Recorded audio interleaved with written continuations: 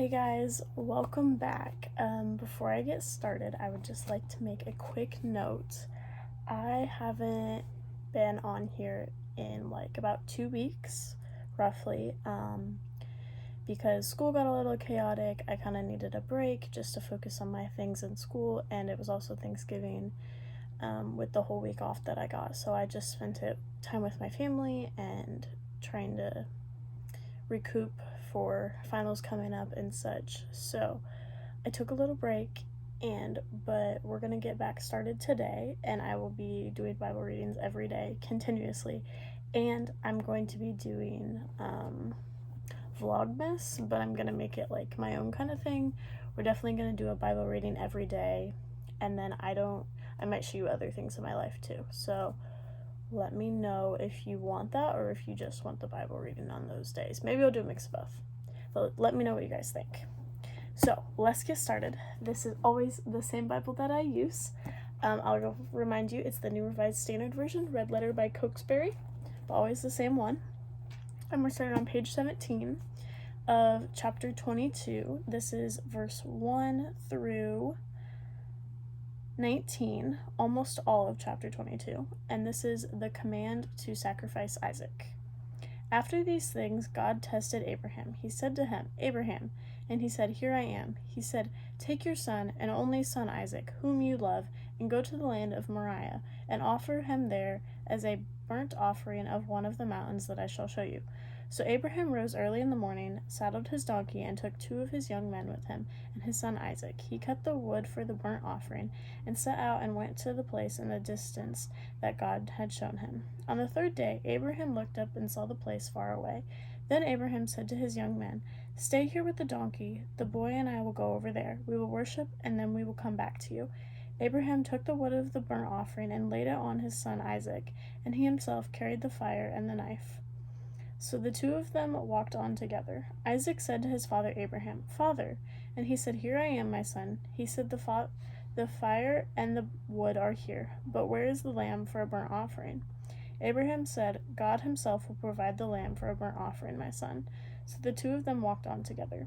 When they came to the place that God had shown him, Abraham built an altar there and laid the wood in order.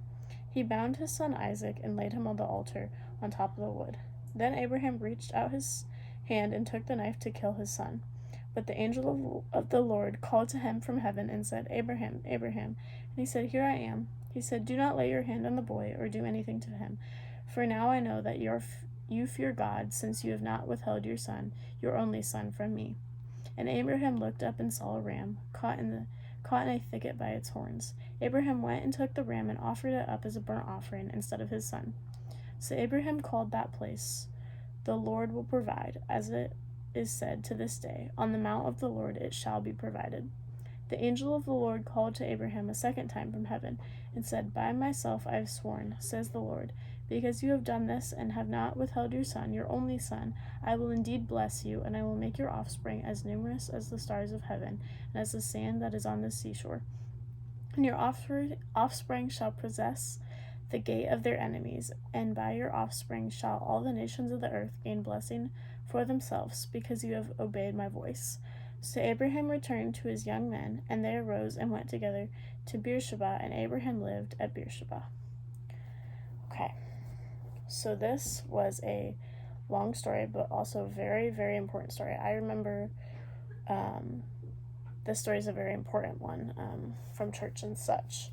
So this is the big story of Abraham and God basically tests him to see if Abraham will listen to what God says, because God says, "Take your son and provide him as an offering to me," because this is his only son that it took years and years for Sarah and Abraham to have by God. So God's saying, after I blessed you with this son, after so many years, I want you to give him back to me as a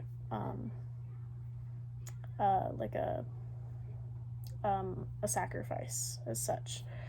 So he does this, and he doesn't tell his son, obviously, to make him up, because that'd be bad. So they walk up there together to the mountain, and Abraham starts to tie up his son and almost kills him, and then God sends an angel and says, "Stop, stop, stop.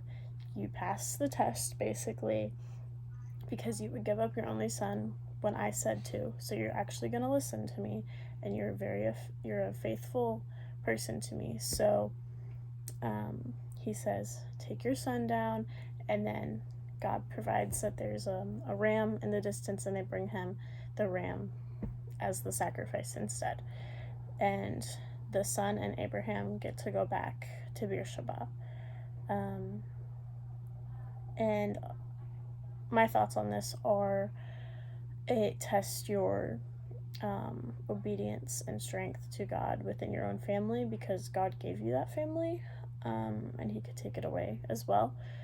But it's a hard thing to read and look at too, because it's like, it's his only child, and even if it wasn't your only child, you would never want to kill your child.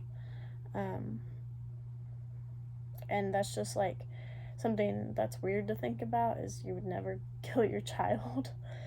But because God said so, he was going to, but then it was actually just a test.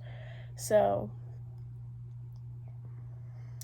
I would say with this, just basically listen to God like Abraham did, and make sure you listen all the time through all of these things in your life as much as you can. Obviously, we're not perfect, and God knows that, so we try our best to do these things. And this is like this obviously happened, but it's a very big, extravagant example of it. And this probably wouldn't happen in real life, but who knows? Like, this obviously did happen in real life, but like, maybe now, not today, would God tell you to do that as a test. But maybe he would. I'm not sure. But always just keep those ears open and listening and ready to see what will happen. Keep talking and praying to God and all those things. And I hope you have a great rest of your day. And tomorrow we will do another story, and it's a lot shorter. So we'll do that little thing, and you can expect a shorter video tomorrow. But that is all I have for today. And I hope you have a great rest of your day, and let me know about all the new things coming up and how you're doing and all these things, because I want to create a community here, as I have said in the past. So I hope you guys have a great rest of your day.